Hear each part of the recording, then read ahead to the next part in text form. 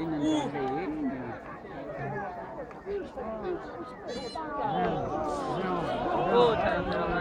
上去直接是在那里，然后都最正常了，这是不可能的。炸金那你估计到时候，就是不到顶级下嘛，做了个纸啦。我发现人家也真要好干的了，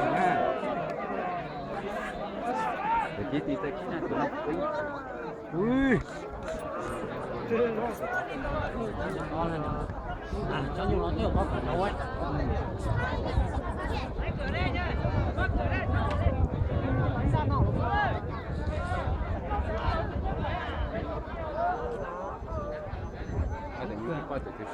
Sống cửa nào cái cửa cái thứ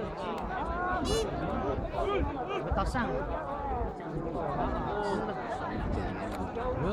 còn cũ đấy, chú năm nào là còn cũ đấy.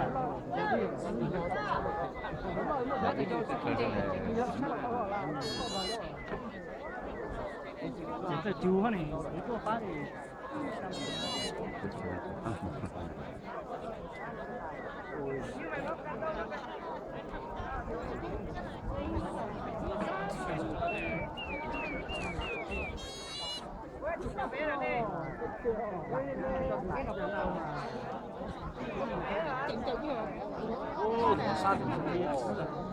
là lấy sản phẩm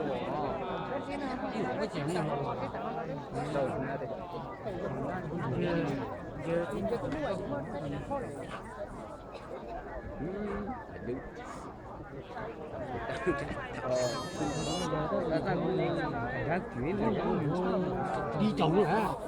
Còn đi to hố khác rồi.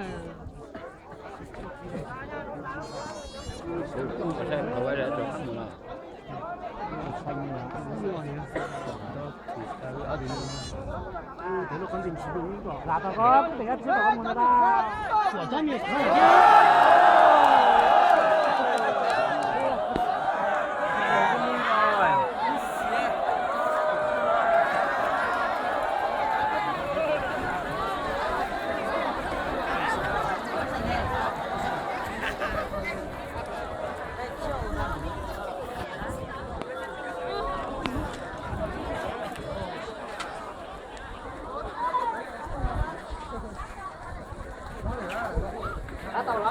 Nhà sách gì hết được à?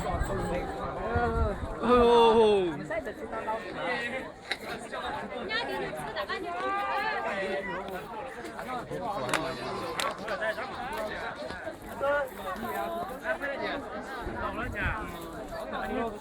Chơi đâu rồi? Con chơi đâu? Đi rồi. Cùng ba anh đi rồi.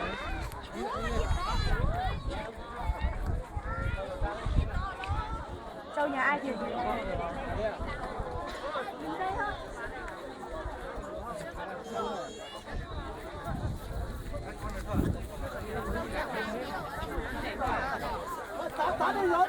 này cho đi giả đen được mới là cho mình còn đâu nữa là Châu cũng phải cho nó thở một tí nào ơi.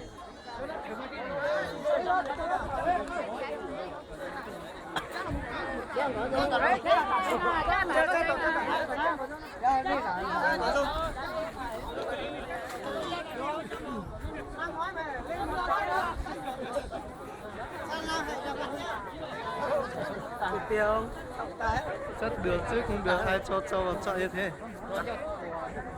vì con đây lưu tài chắc phải được tiền nó mới cho vào chọn áp thế chứ